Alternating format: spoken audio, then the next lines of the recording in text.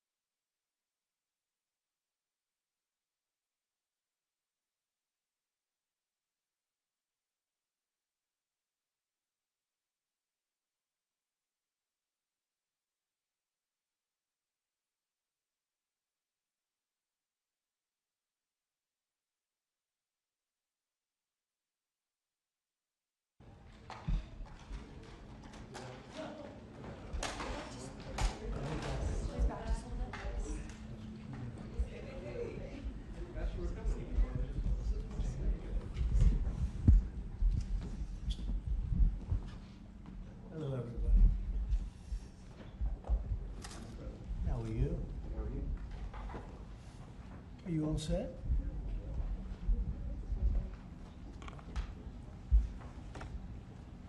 How are you? Thank you very much for being with us. It's a good time for this country, whether you have the hottest country anywhere in the world. I think you're hearing it from a lot of people, not just from me. We're doing very well in so many ways. And the gentleman on my right, we recruited him. We tried to get the best person. We got a man that you'll hear in a second has done an amazing job with respect to Social Security. He's running it, and he's running it like nobody ever even dreamt possible. And it's the 90th anniversary right now of Social Security. So today we celebrate that 90th anniversary of one of the most significant pieces of legislation ever signed into law, the Social Security Act of 1935, and we're going to make it stronger, bigger and better, really doing a job.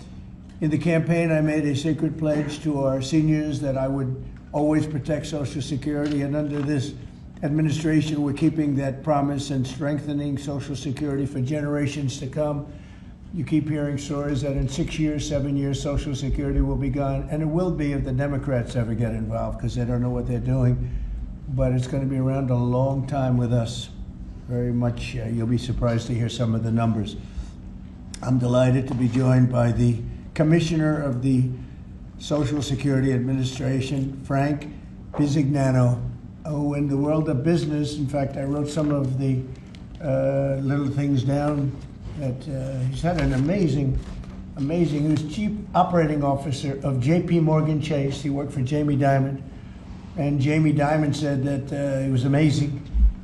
So think of that, Chief Operating Officer, J.P. Morgan Chase, had a storied career. Then he went to First Data. For those in the business, you'd know it's the largest payment company anywhere in the world. And worked for Henry Kravis, and it was in big trouble. He took it over as CEO. He made it incredible. They merged with Fiserv, and he became CEO of that, and that became extremely successful. That was in Milwaukee. I guess they have the Milwaukee Arena, and where we had some good success and some good speeches. But he's a really legendary guy, and he wanted to do this. I mean, he just wanted to straighten out Social Security because he loves our country.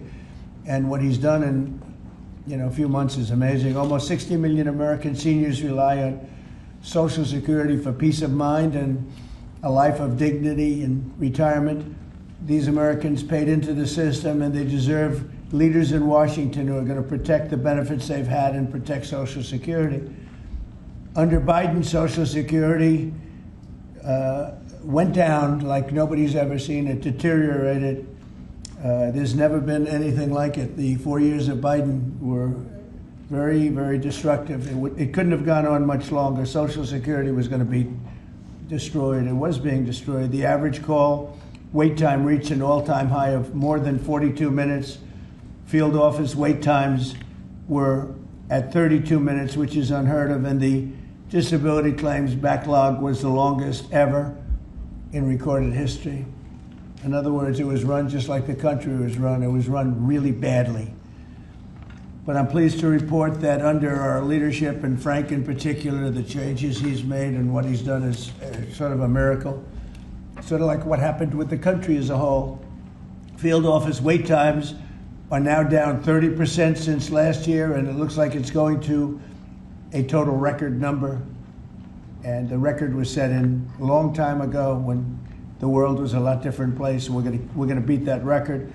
Call wait times are down 73% while serving twice as many customers per day. The disability claims backlog is down 26%, and seniors now have 24/7 online access to their accounts, which they never had before, whereas under Biden, the website was down 29 hours a week for maintenance purposes. It was essentially not open very much. They were always maintaining it, but they didn't know what the hell they were doing. They had a person running that had no idea what they were doing. Among my very first acts was to order all government employees to return to the office or be removed from the job, which means our Social Security offices are now open for full business hours 5 days a week. So unlike being shut down all the time, we're open at record levels also. We're making it really great for the people that want and demand Social Security, and they paid into the system. They deserve it. Last month, I signed one big, beautiful bill and allowed no tax on Social Security for our great seniors, okay? So how's that? Not bad, right? No tax on Social Security for our seniors. And to protect our benefits, we've already kicked nearly 275,000 illegal aliens off of the Social Security system. These are people, many of them have already left the country, and yet we were sending them checks all the time. And 275,000, and that number is now even larger than that, Frank. It's an unbelievable job. And what that's doing is making the system strong. It's making it strong. Biden never kicked anybody off. Everybody joined. And we're carrying out historic deportations to remove many more illegals committing Social Security fraud. It's the Social Security fraud that was taking place at levels that nobody's ever seen. We cleared 12.4 million names listed in the Social Security database over 120 years of age. Think of that. So we had 12.4 million names where they were over 120 years old. Is that right? That's a hell of a statement. I have a feeling, Dan, that's not really gonna, that really didn't happen, did it? So you have 12.4 million names listed in the Social Security database that were over 120 years of age, meaning you were breaking records, because I've never heard of anybody at 125. There were nearly 135,000 people listed who were over 160 years old, and in some cases getting payments. So somebody's getting those payments, and we're after that. We're also fighting the menace of inflation to make life more affordable for American seniors, and we've ended Biden's inflation nightmare. So we had the worst inflation in the history of our country, and now our inflation is down to a perfect number, a beautiful number, hardly any at all. And yet our country is taking in tens of billions of dollars and trillions of dollars, actually trillions of dollars in tariffs. You know all about it. It's been amazing. They say, why are we taking in so much money? Last week they found $29 billion and they couldn't figure out where it came from. I said, check the tariff shelf. And they said, how did you know that's where it came from? We're taking in billions and even trillions of dollars in tariffs, paid by other countries who, frankly, were taking advantage of us for many, many years. And they were doing that to us, but our people didn't know it. We didn't have smart business people. We've ended Biden's inflation nightmare and came in below expectations, and yet, again, this past month, we set records. Gasoline prices are way down, and really dramatically, as everybody knows, and energy prices have been going down, other than in certain states where you have Democrat-run states where they put windmills all over the place. Anytime you see a windmill, you'll say, well, they have bad energy costs, and it's happening in New Jersey. I saw that there's a revolution going on in New Jersey. They closed up a nuclear power plant, and they're raising electricity rates by 21, 22, and 28%, something like that. And you're going to have a new governor in New Jersey. I'll tell you what, you have a good man running in the Republican Party. He'll get him down. But what they've done is they've killed so many good sources of energy for very expensive windmills and lots of other things that don't work. 401ks and retirement accounts are soaring, and the stock market is setting record highs. Almost every day we're going record highs, and yet we're taking in hundreds of billions of dollars in tariffs. So it's turned out that Trump was right and they were wrong. A few smart people knew what was going to happen. A few of us were right. So we're going to keep the fighting going. We're going to make America's seniors every single day. We're going to fight for them. We're going to make them richer, better, stronger in so many different ways. But Social Security is like pretty much the one that we think about, and we love it, and we love what's happening with it. And it's going to be good for 90 years and beyond. Again, you were given only a short period of time. Social Security was supposed to be like down. Had they won the election, Social Security would have defaulted during Biden or Kamala's election, whoever they so chose. Two beauties. And now what I'd like to do is ask Frank to say a few words. Again, this is a man with a really storied past. He's one of the most successful anywhere in the world. What he did at J.P. Morgan Chase and what he did for Henry Kravis and all of the others are like legendary stories. And he just wanted to do this. He's making about a tiny fraction, I would say, a tiny fraction of what you used to make. But he didn't care. He wanted to do it. He made a lot of money.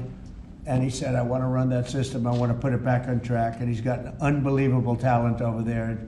It's like a different place. So, Frank, would you say a few words, please? Sure. Thank you. Is less than 1% tiny fraction, sir? Is that what it is, less than one? That's a tiny That's fraction. an honor. It's an honor. It is an honor. And I'd like to start off by thanking the President for his tireless effort in running the country, in what he's done across the country, meeting every commitment. And, you know, I see it directly in the big, beautiful bill, the opportunity that it's brought to seniors. But his effort on every commitment, delivering against it, and delivering on world peace tirelessly. I'd like to also thank him for my opportunity. You know, he's teasing me, I'm teasing him about the economics of the job. But the reality is to serve 300 million Americans, which is what Social Security serves, is a tremendous honor. And him putting that faith in me and building what I believe, and I think I have a right to say it, is the best leadership team ever assembled in the White House and in the cabinet. So that's my great honor. So I come here and get the opportunity to serve the American public in a manner that I never imagined in my life. And what we found was the opportunity to fix a foundation. The reality is, people talk about 72 beneficiaries. I talk about over 300 million Americans with a Social Security number that we must protect through the system. And when you look at what we talk about in eliminating Social Security numbers that were live in the system, they could carry fraud through the whole system. So the first thing was root out fraud, waste, and abuse. But while doing it, the best way to be more efficient is provide more accurate payments and better service. And you heard the numbers. I think the most staggering number is that we had a website that was down 29 hours. This will be a digital-first agency, and we are building my SSA accounts. That's the digital account. And we have a bold goal of 200 million Americans to have a digital SSA account by the end of next year. It will happen. Just like we had a bold goal of single-digit wait time on the calls when they were at 40 minutes. And we did that. This is my 100th day. We did that within 90 days, right? Get the web up and running, bring technology to our field offices, use digital presence to answer and serve the American public. That's the job. When we do all that, then we'll really know the answer to if we have a hole, right? I was presented in my second week on the job with $18 billion in errors by the Inspector General. It was public. In less than a month, we solved 9 billion of it. So that's the type of swift action we can take, right? You see the things like the big, beautiful bill for the seniors. You see better digital services. You see field office wait times down. If you make an appointment to have a field office visit, it now happens in 6 minutes. Unprecedented. We are serving more people and delivering more than was ever delivered before in a manner with the highest possible quality, and we've just begun. You should expect this to be a great digital-first agency. My commitment to make this happen is as deep as the President's commitment to make the world a great place. And you see the fabulous job happening here across America and what he's doing in the world. You should expect Social Security, just like the President I thank him for making America great again. It's happening. Social Security will be great again. You have my commitment. Thank you, Mr. President. Thank you very much, Frank. I'm going to sign the new proclamation, please. Sir, this is a proclamation both commemorating the 90th anniversary of the Social Security Act, the signing of the Social Security Act, and also the incredible accomplishments of your administration, fixing and promoting and safeguarding Social Security. And it also obviously mentions the fact that as part of the One Big Beautiful Bill, a vast majority of our senior citizens are no longer paying taxes on their Social Security benefits, as you promised in your campaign and as you delivered for the American people. That's a big factor, isn't it? Huh? Yes, sir. That's great. I think they're very happy about it, too. They're very happy about a lot of things. Good job, Frank. Thank you, sir. And Frank has brought with him some of the most talented people in business, and they were making a lot of money, but they made a lot of money. They had money they didn't have to make anymore, and they just want to do this. They want to have our country become strong and good, and that's what's happening, and we're doing that in a lot of locations, a lot of areas. You deal with some of the people that are commissioners, that are secretaries of state, secretaries of treasury and of commerce, people that were really, really successful people, and they gave all that up to make a very small amount of money. They don't even consider it a fraction. You say 1%, less than 1%. That's pretty good. That's a big pay cut. But Frank is one of the most outstanding of all. His career has been incredible, and you just have to look at what happened at J.P. Morgan Chase and look at what happened with First Data. First Data was the biggest company of its kind in the world, but it was not going to make it. He went in, and it became a tremendous success, and merged into another company, and he became the head of that company. Then he said, let me go save Social Security, because as big as that stuff is, it's small potatoes compared in terms of numbers, right? In terms of numbers, these are big numbers. Government numbers are big numbers. So I want to thank everybody for being here, but I'm really proud of you, Frank. And here's your proclamation, and let's take a look at what that looks like. Signed by the human hand. For a change. That's good, right? Do you have any questions for Frank? How about the questions for Frank? Mr. President. For Frank? Mr. President? Yes, on Social Security. Please. First and foremost, this was a major campaign promise that you had. 2023, it was one of the first Agenda 47s that you put out. It was titled, We Must Protect Medicare and Social Security. Why was this important for both of you to get done, and given the fact that it'll impact millions of lives?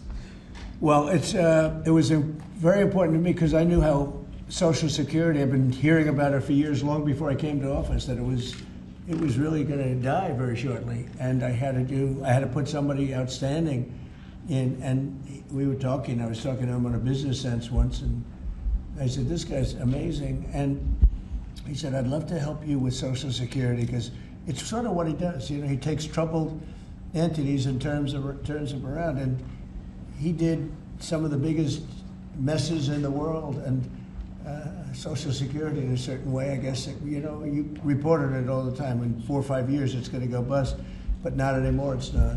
And he's got it turned around so well. The proclamation helps. All of the things we've done help. And he's finding such tremendous fraud where we have illegal aliens. We have people that don't even exist on Social Security now. They don't exist.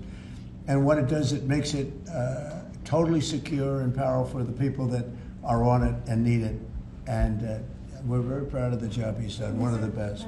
Kara Castro from Lindell TV. How are you today, sir? Democrats like Bernie Sanders and Elizabeth Warren continue to peddle the lie and the claim that you're trying to cut Social Security, despite your repeated promises to protect it. Why do you think they keep pushing this misinformation and literally terrorizing the elderly in America that sadly keep watching the very misleading mainstream media?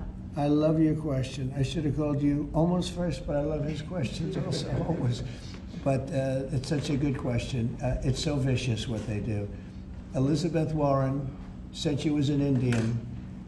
We call her Pocahontas. She's a liar. She lied her whole career.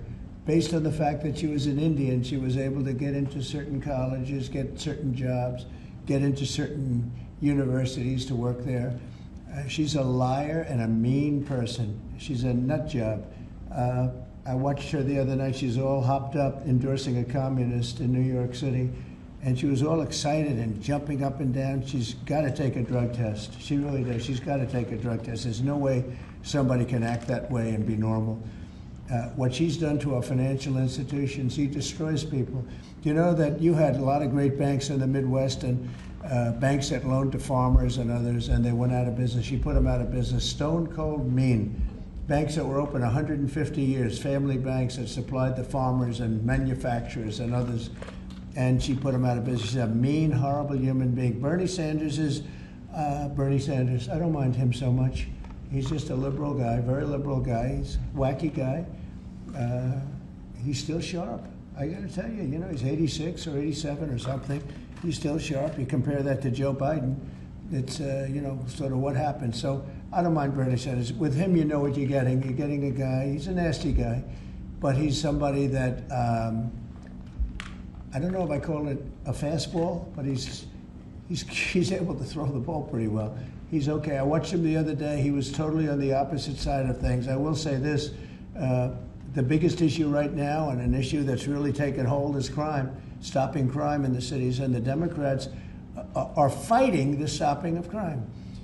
So I think that's like men playing in women's sports is okay, or transgender for everybody, okay. But this is a bigger issue. This is the biggest of all issues.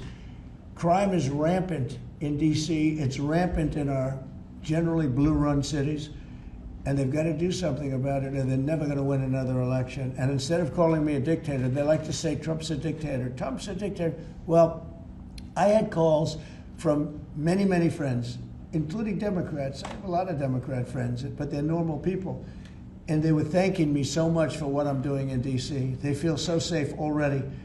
And you know, at the border, we had 0 people come in, and this is done by a liberal group. They're the people that do it. I have nothing to do with it. 0 people in 3 months. We had 0, 0, and 0 for 3 months. And last year we had millions of people pouring in from all countries, from jails, from drug addicts, gang members, drug dealers by the thousands and thousands. 11,888 murderers, half of whom committed more than one murder. They flowed into our country, and for the last 3 months we had none. And I didn't get, remember when Joe Biden used to always go, I need legislation, I had no legislation. I just said we're closing the borders, and the whole world understood it because they respect your country again. They really respect this country again. They didn't respect it. When he said it, it didn't mean anything. But now they know it meant a lot. And Mexico does what we tell them to do, and Canada does what we tell them to do, because we have the 2 borders. We have the northern border, the southern border, and they were both horrible. But now it's some people say it's a miracle.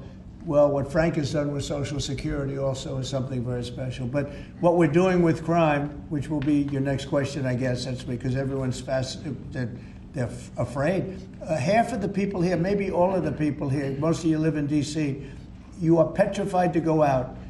And you're liberal, and if you're liberal, you're going to have to change. You're Democrats, you're going to have to change your ways. So we will have crime under control very shortly in D.C., but they're record numbers. And sadly, what I guess the mayor did, but whoever it was, they asked the numbers to be fudged so that it would show less crime than the fact. The fact is, it's worse than it's ever been, and we will have it just like we did at the border, where with borders are totally in great shape right now, the best ever, record-setting shape. We'll have the crime situation solved in D.C. very soon. And we're also going to beautify the city. We have a beautiful city, but you can't have graffiti, and you can't have roads with potholes, and you can't have the medians, the dividers in the roads falling down on the street. We're going to be beautifying the city, making it really beautiful. We're going to be getting the criminals the hell out of here. We don't want the criminals in Washington, D.C. Mr. President, one on your Putin meeting and then one on D.C. crime. Are you prepared to offer Vladimir Putin access to rare minerals to incentivize him to end the war? We're going to see what happens with our meeting. We have a big meeting. It's going to be, I think, very important for Russia, and it's going to be very important for us, and important for us only that we're going to save a lot of lives. Look, we have, we're not paying any money, as you know, to Ukraine. We're supplying equipment. We're being paid 100% plus for that equipment. by NATO. And I got NATO up from 2% to 5% of GDP. They now have billions of dollars.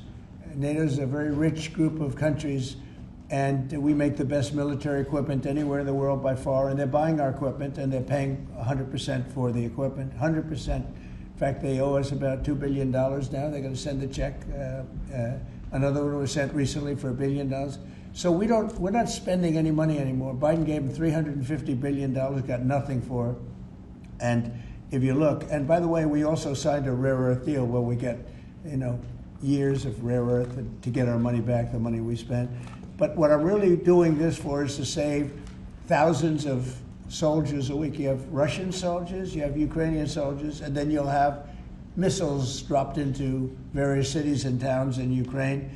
And they're losing last week they lost 7,251 people, mostly soldiers, Russian and Ukrainian soldiers.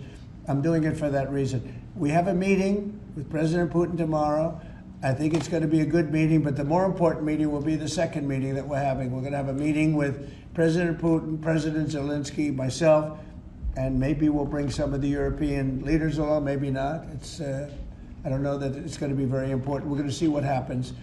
And I think President Putin will make peace. I think President Zelensky will make peace. We'll see if they can get along.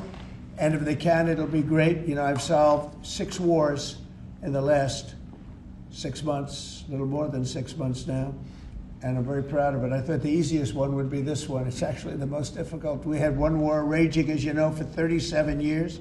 One in the Congo with Rwanda was raging for 31 years. We solved 6 of them, made peace, not just solved them, we made peace.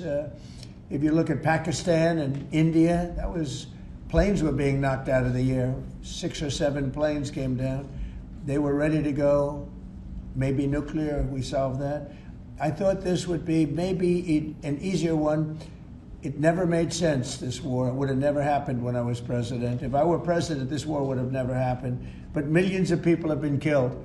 And I'm there for one reason, to see if I can solve. This was Biden's war. This isn't my war. I want to see if I can stop the killing. Yeah. But rare earths, do you plan to offer him access to that at all? We have great rare earth.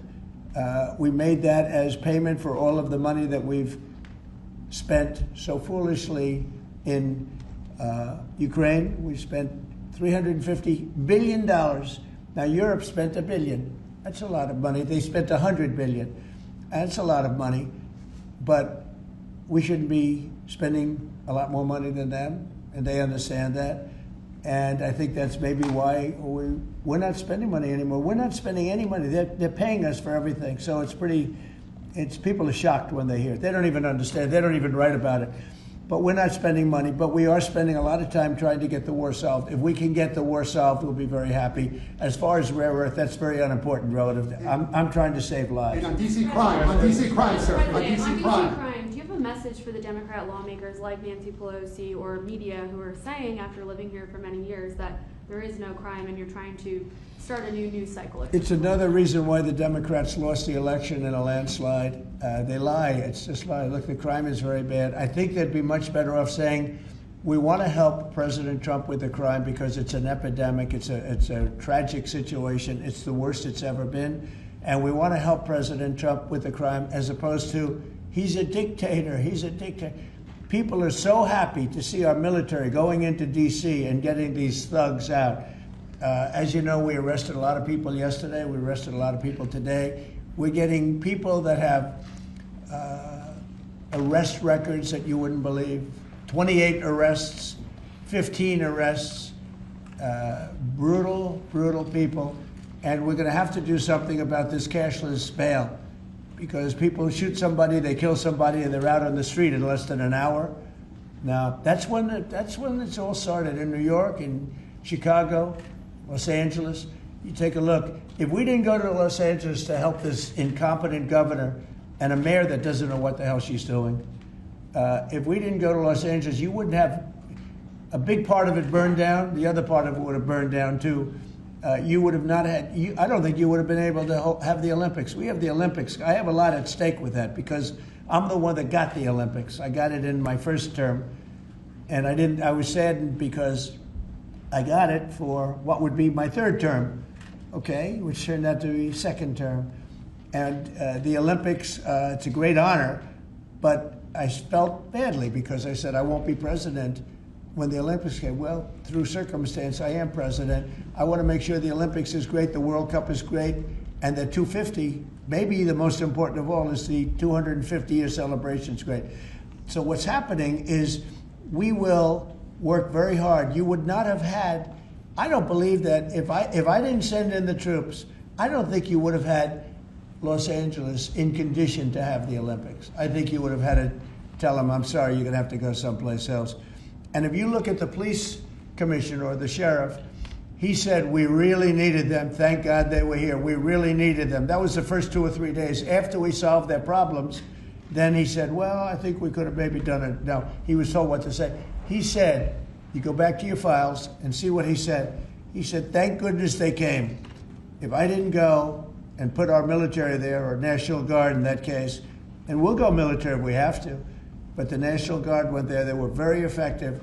If we didn't do that, I don't think you would have had the Olympics in Los Angeles. The place would have been just like the 25,000 houses that burned down, where, by the way, the governor ought to focus on getting their permits. You know, the federal permits are given. Those are the hard ones, and they were given a long time ago. People can't rebuild their house because they can't get permits from the state and the city. And they ought to focus on that because it's very upsetting. I went there right after the fires. I walked the streets and I met a lot of great people that want to rebuild their homes. We took care of it from the federal standpoint, but they're not taking care of it from the city standpoint, the mayor and the governor. They're not getting their permits. They can't build their houses. Mr. President, on DC crime. Go ahead, please. Mr. President, thank you. Do you think this summit and the incentives for peace you are putting on the table could end up rewarding Putin for his invasion of Ukraine? And what kind of signal do you think that could potentially send to other aggressors?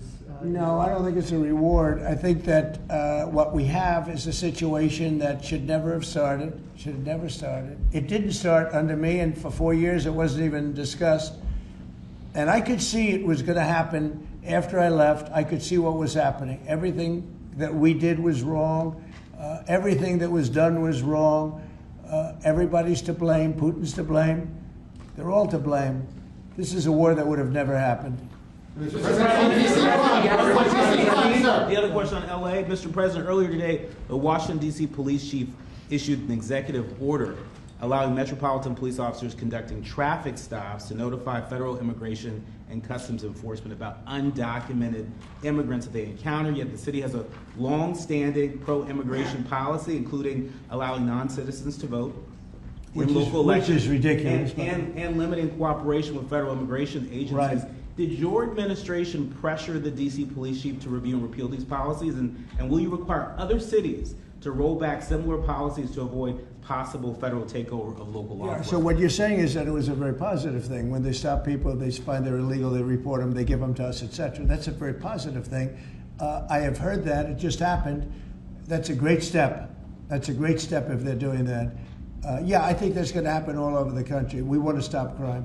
I think if the Democrats aren't strong on this issue, they won't be able to do it. I think this is a bigger issue than all of the other ridiculous things that they, like open borders. Well, open borders is bad. Open borders has caused a lot of this problem, allowing millions and millions. I think 24 million people were allowed to come into our country. Many of these people from prisons, from jails, from mental institutions. This was the Biden policy. And I don't believe it was him. He was never there before. It was the people that encircled this very beautiful desk, the Resolute desk. Radical left lunatics who were smart, but radical left. And I'm very happy to hear what you just said, because I've heard that. And Mr. President, on LA, if I may, the mother of a 15-year-old California boy who was briefly detained at gunpoint in a case of mistaken identity, the LAUSD superintendent says that surveillance video shows armed. Sense, and they are highly trained. I heard the mayor of LA was saying, "Oh, they're not trained this way." I heard this character from where was he from? They talk about him as a candidate. He's got no chance. The governor of Maryland. I watched him this morning saying that the governor of Maryland. Yeah, they say maybe he'll be a president. He's not presidential timber at all.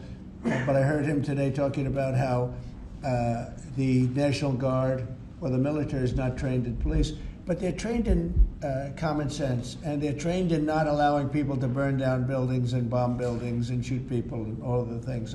They've done a great job. Again, if we didn't send them, and very importantly, if we didn't send them into Los Angeles, the rest of Los Angeles would have been burned down to the ground. When you look at Minneapolis, I sent them into Minneapolis because the governor wouldn't make the call. If I didn't do that, you wouldn't have a Minneapolis. It wouldn't be, I don't think it would be existent today. You remember the famous scene burning over the CNN anchor's shoulder? He said, everything seems to be very peaceful. And behind him, the whole city's burning down. So you had the whack job governor who ran for vice president, who made a fool out of himself. You would have had, I saved that city, I'll tell you, I saved that city.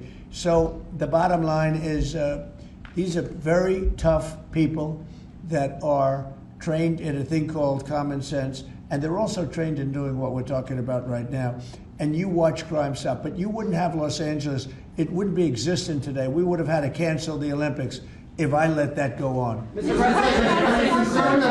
President, will you pressure Israel to allow journalists into Gaza to cover the humanitarian efforts the U.S. is pursuing? And I'd like to see that happen, sure. Would you pressure? I would like to see it happen. I would be very fine with journalists going in. It's a very dangerous position to be in, as you know, if you're a journalist, but I would like to see it.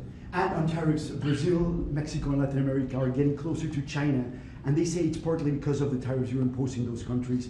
Are you concerned them getting closer to China? No, not at all. I'm not concerned at all. They can do what they want. None of them are doing very well, and what we're doing in terms of economics, we're blowing everyone away, including China. We're doing better than any other country in the world right now.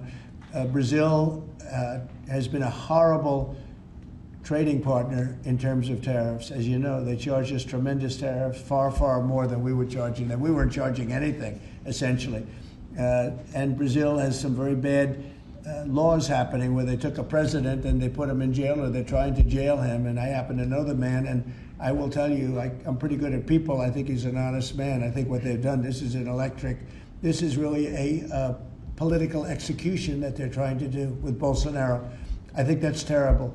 But they also treated us very badly as trading partners for many, many years. One of the worst countries on earth for that.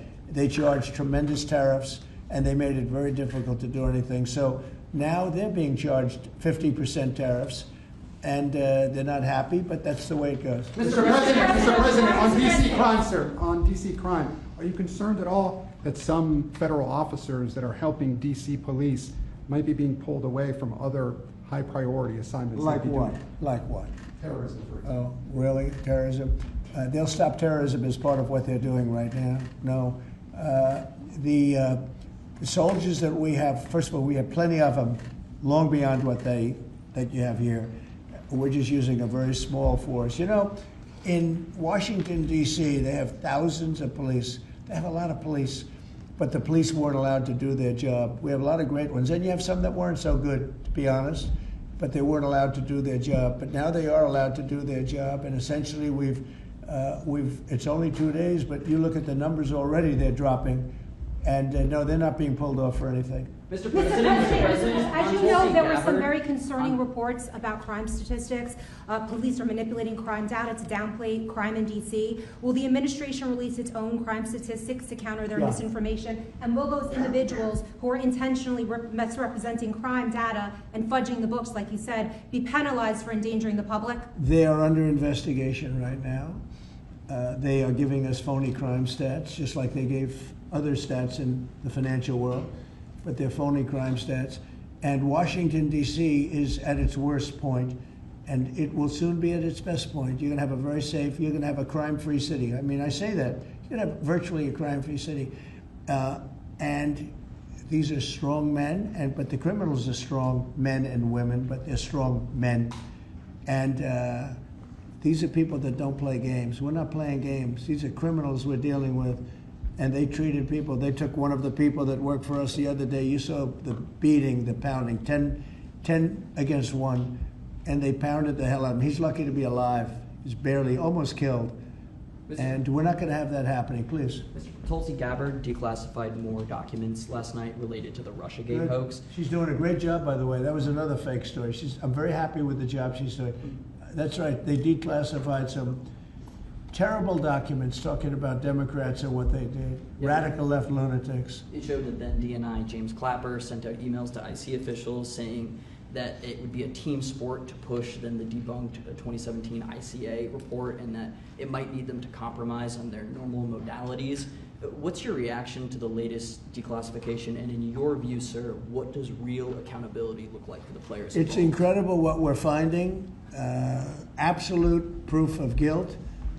And we'll see what happens. But Clapper and Comey and that whole group of criminals, they're criminals. And they made it very tough. You know, they did the fake Russia witch hunt that lasted for 2 years. And I got totally exonerated. There was no doubt about it. They should have done it in 1 day, not 2 years. But it was a whole scheme to try and demean Trump so that I couldn't win an election. And that is a criminal group of people. They're sick people, and they're criminals, and they should be taken care of. Mr. President. Does Putin have a strong hand tomorrow? Well, he came to our country, and I heard CNN fake news talking about that was a big win for him. Normally, he would say the opposite, but they said, oh, it's a big win that he came here. Normally, he would say the opposite, you know, he came here. I think that President Putin would like to see a deal. I think if I weren't president, he would take over all of Ukraine. It's a war that should have never happened. If I weren't president, in my opinion, he would much rather take over all of Ukraine. But I am president, and he's not going to mess around with me. Mr. President, on Russia, Mr. President, would you support or agree to reducing NATO troops in Europe, in countries like Poland, in order to get Russia to agree to a peace deal? That hasn't been put before me, and I'll think about that for later, but it has not been put before me. Go ahead. Is anything less than an unconditional and immediate ceasefire a victory for the U.S.? Tomorrow? Yes. Well, tomorrow we'll see. I say, you know, I don't know where that comes from. It's sort of not a good question. I would say that tomorrow all I want to do is set the table for the next meeting, which should happen shortly. I'd like to see it happen very quickly, very shortly after this meeting. I'd like to see it actually happen maybe in Alaska where we just stay because it's so much easier. But I think that it's going to be very interesting. We're going to find out where everybody stands, and I'll know within the first 2 minutes, 3 minutes, 4 minutes, or 5 minutes, like we tend to find out whether or not we're going to have a good meeting or a bad meeting. And if it's a bad meeting, it'll end very quickly. And if it's a good meeting, we're going to end up getting peace in the pretty near future. Okay? How about one more? Thank you, Mr. President. On the Smithsonian, I know that your administration is seeking to weed out a lot of this left-wing spin that's in the museums, but we're seeing from people like Brian Stelter or other commentators that they're insinuating that you are trying to change history according to your narrative.